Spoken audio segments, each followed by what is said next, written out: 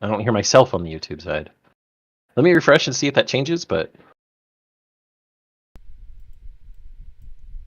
let's Fuck OBS's updates. And not welcome, ladies and gentlemen, to the Parliament of Geeks, where we ask and answer one simple question. Be it weeb or be it scrub. I am your one and only gaming monk, better known as Mildra, and with me I have two of my good brothers here in the temple.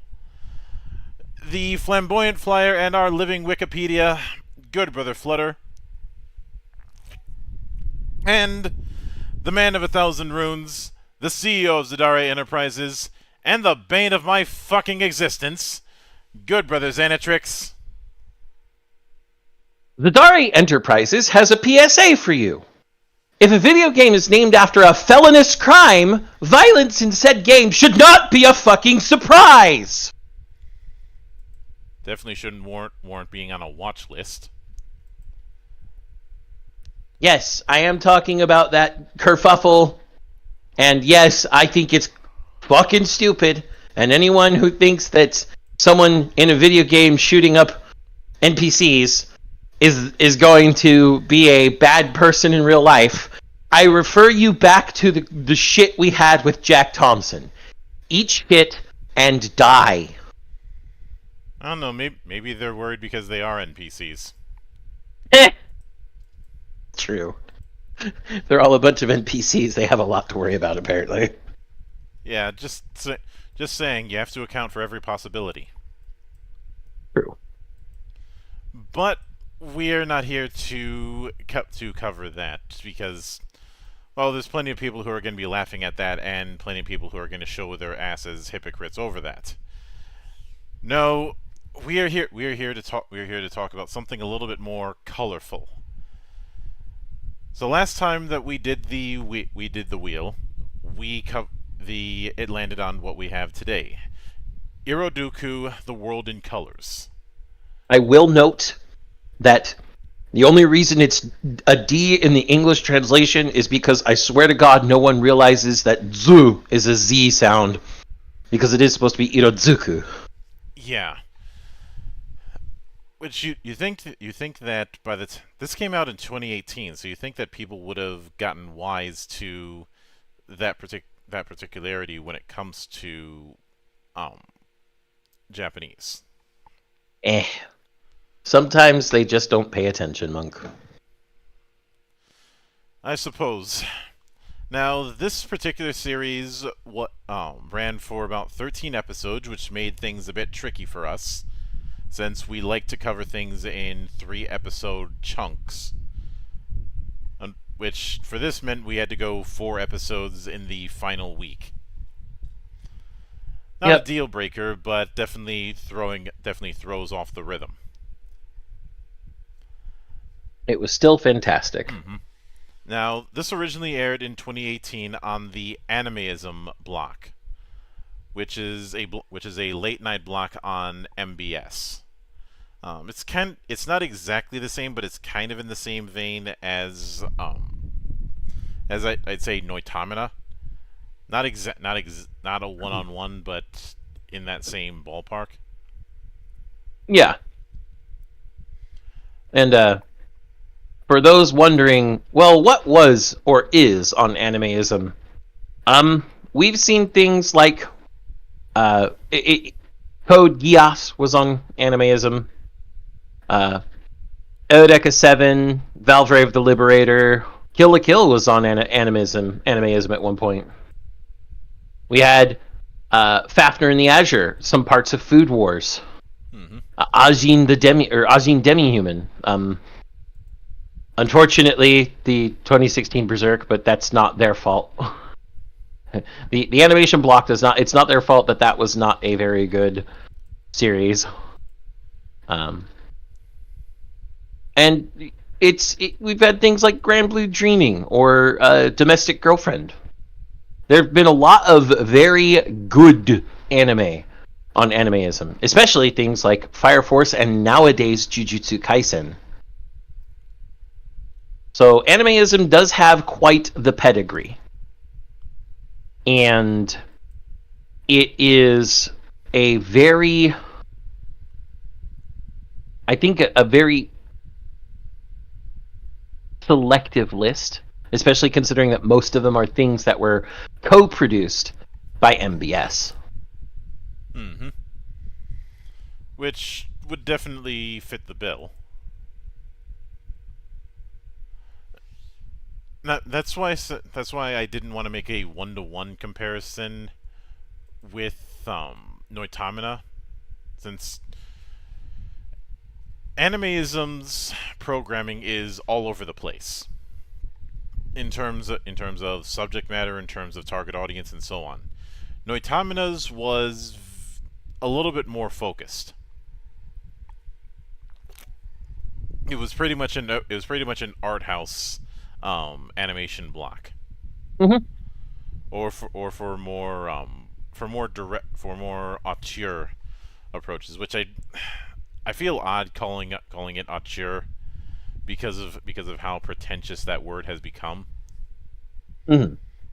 But it definitely fits in some cases. I'd say it's not far. Noitamina wasn't far removed from like Sundance Channel. Okay, that might be a bit much. Especially as somebody who grew up with a lot of those art house films from the 90s and 2000s, and some of them were really, really, really bad. Yeah. Now, I will note that the Japanese name of Iroduku, being Iroduku Sakai no Ashtakara, Mm-hmm. is essentially a spoiler for the entire show. The title is a spoiler, though you don't really get it. Mm-hmm. Because Iroduku Sekai no Ashtakara means from the color-changing worlds tomorrow. Or, that's literally, you could say from the color-changing world of the future. Mm-hmm. And Yes, but that's a huge spoiler for anyone who's can make the connections. yeah. Now, I b- now this was directed by Toshiya Shinohara, who's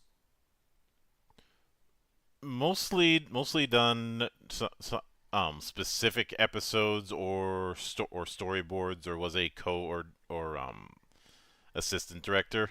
A lot of stuff with Lupin the Third is in their um library. And he was a director for a lot of the Inuyasha movies. Mm-hmm.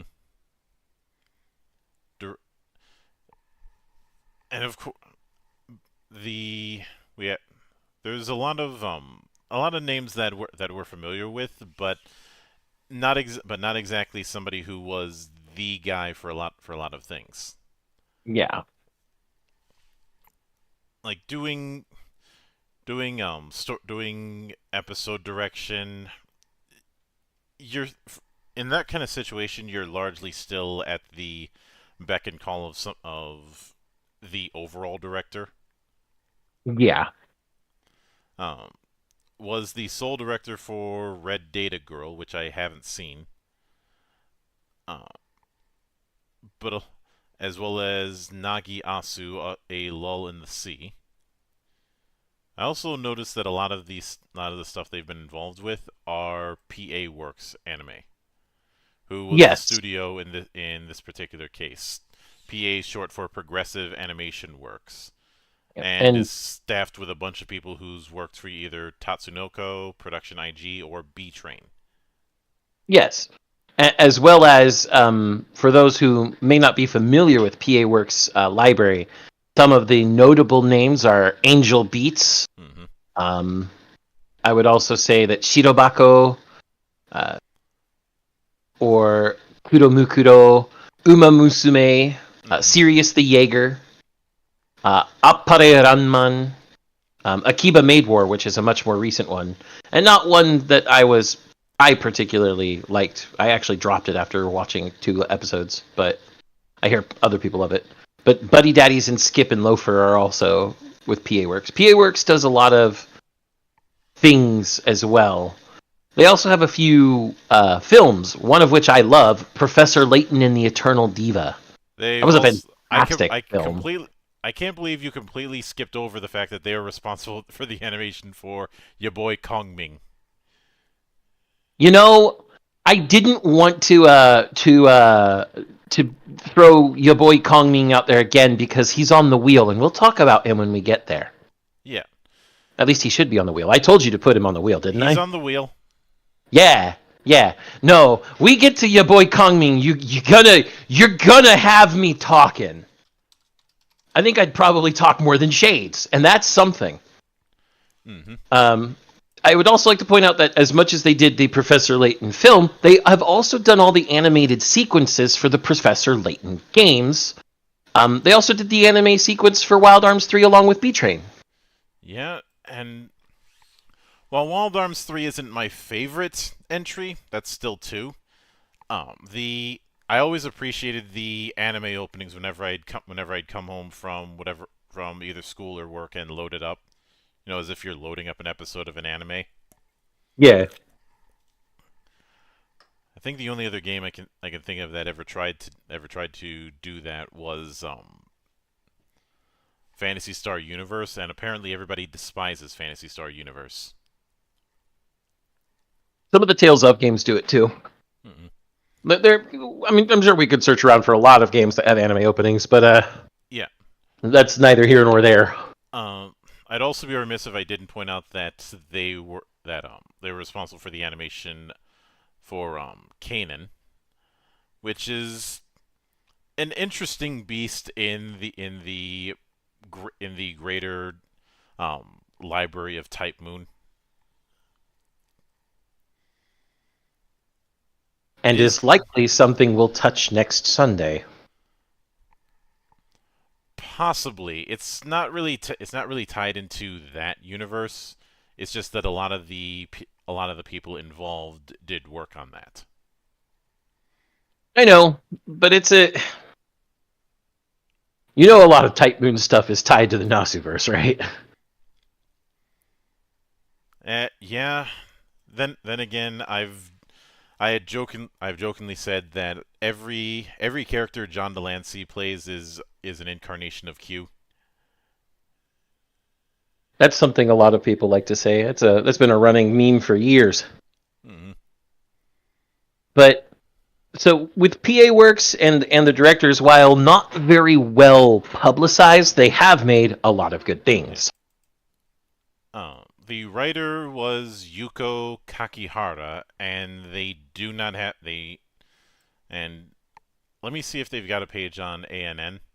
They've got a page on My Anime List. Yep, and it looks like they did things like Orange. They were series and script composition or series composition and scripting for Cells at Work. Mm-hmm. And Mairimashita Iruma-kun, also known as Welcome to Demon School Iruma-kun. What else? Series composition for Digimon Adventure Try. Yep. Scripting for a few 6 episodes of Persona 4 the animation, and again series composition for Buddy Daddies. So it looks like these, when it comes to PA Works, a lot of the same people work on a lot of the same stuff with each other. Mm-hmm. Apparently had done script work for Kotetsu Shin Jig. Yeah. There's a name I haven't seen in a while. Yep. Jeez, they did Ao no Orchestra, which came out this year. They have done a lot of series composition and scripting. Is what it looks like. Yeah.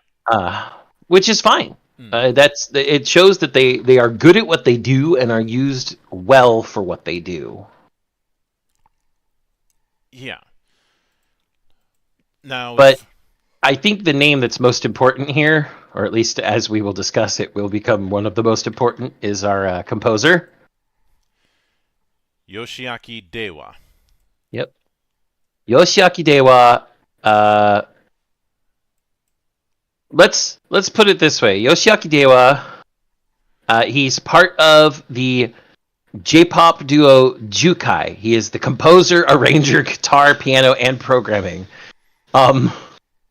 And he has done the music for let's see here. Theme song for opening 2 for Boku no Hero Academia season 2. Theme song for ending 2 on Shokugeki no Soma. Theme song for High School of the Dead on ending 12. Fate Stay Night endings. He did music for Gamers. He did music for Jikokuraku. He did music for Busorenkin. He's done music. He did music for Star Wars Visions. He's done he's done a lot of stuff that I think is really telling. But Iroduku is just another, like, this guy's good, and and as we'll discuss later, this is definitely a highlight that he should keep with himself. And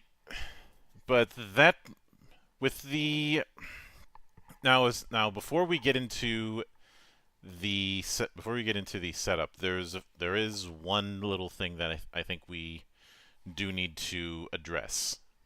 Now, the distribution rights in North America are handled by Sentai Filmworks, but we need to check if it is available on streaming. It is. We actually checked that before. You can find Iroduku on both Amazon Prime Video and HiDive. It is available there.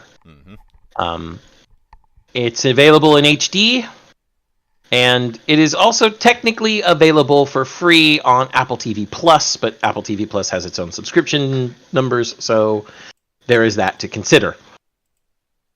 I would definitely recommend something like HiDive, because HiDive has a bunch more anime as well. Yeah, I do. HiDive is quickly becoming one of those best-kept secret things. I love HiDive. Let me see. Demon Lord Retry. She was in Demon Lord Retry as Luna Elegant. And she's also been in the Madoka Magica side stories, such as Reina Minami. She's Richita in Black Clover. She's Mishima Yuzuha in Higehiro. So there's a lot of things here that she's actually really fun as. And so after Kaori Ishihara, for Tsukishiro Kohaku, there are 2 voice actresses, though one of them is going to be much more prevalent than the other due to the nature of the story. First, we've got Sumi Shimamoto. She'll be the first voice of Kohaku that everybody will encounter. She has been around for a long time, such as in the 1982 Urusei Yatsura. She was Asuka Mizuno Koji. Or in Maison Ikoku, she was Kyoko Otonashi. Or Maki Himuro in City Hunter. Ayano Fuji in Patlabor, the TV series. So she's been around the block for a while, which is why she's also good for the voice that she portrays in this particular version of Kohaku. But the one that you'll be around more is voiced by Kaede Hondo, who she is also done quite a lot since she debuted in 2015. For example, she's been a lot of background characters early on, but as days go by and she gets more and more relevant, I guess, is the best word, roles, she's gotten things like the senpai in Magical Senpai, or Shigeru Kamado in Demon Slayer, or Tyr in That Time I Got Reincarnated as a Slime. So Oh, and she's also the main character, besides Kongming himself, of Ya Boy Kongming. Eiko Tsukumi, excuse me. So she's gotten further and further and further along in all of her voice acting. She also does some video game voices as well. Looks like there's a lot of gacha like Concoli and Sino Alice and things of that nature. Mm-hmm. But she's a voice that people should recognize when they hear her. Yeah. But with that in mind, that's it. I think that's as good as a time to get into the subject matter. The Yeah. first episode being Where You Belong, which is where we get introduced to our protagonist Hitomi, who even though this is taking place during a fireworks festival, it might be might be in the spring or summer. It's never stated. No, it is. It's September 17th. It's the festival because it's the same night both times. But even though there's talk about how this is such a joyous occasion for most, she doesn't have any joy in it because she is colorblind. Yeah. Hitomi sees the whole world in monochrome. Mm-hmm. It's not even like I think it's called protonoipia. It's full on monochrome. She cannot see color. Period. And in a move to try and help her, her grandmother decides to use a elaborate time magic spell because yes, we're dealing with both magic and time travel. You would think I would end up hating this series given my comments on time travel, but we'll get to that.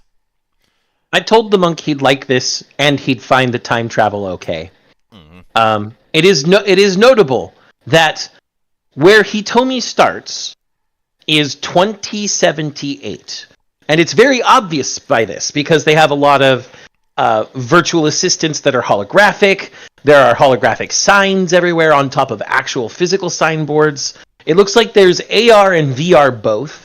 And some of the fireworks really do just look like they're projections rather than actual fireworks. Mm-hmm. But the spell, and it is always amusing to me when you have a setting where magic is not some outside thing that is only spoken of in hushed tones, but just an everyday part of life. Oh yeah. Um Hitomi's family, the Tsukishiros, and yes, for those of you who have already caught on, that does mean the White Moon, Mm-hmm.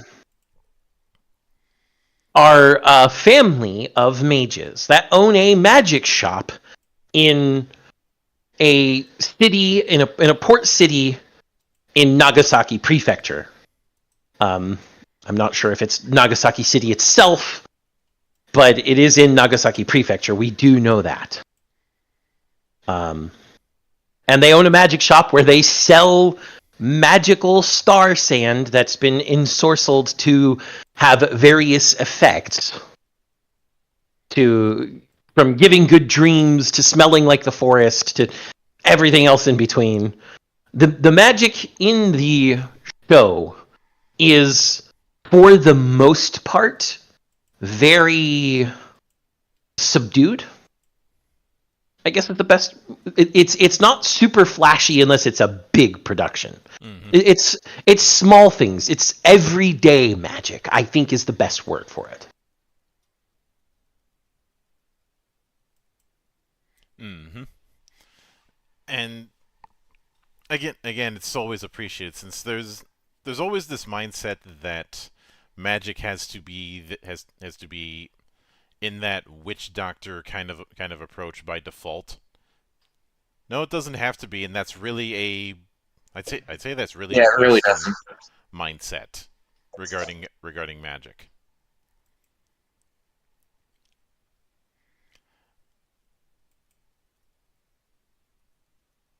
Uh, and The point is that Kohaku decides to use that to send her back into the past to meet her younger self, in the hopes that that might help the condition that she's having, because her loss of her color blindness has led to her being very withdrawn.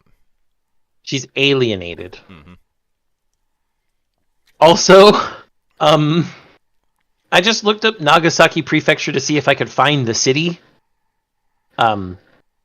It looks like the city is Nagasaki, Japan, as well. Because some of these pictures look exactly like some of the streets they walked through in the show. I wouldn't be surprised if during the production there were people taking photos. That's not unheard of. Considering what happens, I wouldn't be surprised either, Monk. After all. Yeah. She ends up in the room of a random boy who for whom she escapes out the window, but that that video is caught by the members of the photography and arts club at Minamigaoka High School, the same school that Hitomi goes to 60 years in the future. Yep. That same trio eventually encounters Hitomi and offers to help find the magic shop in town. And this is where we get the introduction to the three of them. Asagi, Kurumi, and Sho. Asagi and Kurumi are two very different girls. Asagi is a bit shy, but very helpful and happy. Kurumi is very bubbly, very exuberant at times, and a little bit mischievous. And Sho is the good old reliable, I'm here to help sort of guy. Mm-hmm.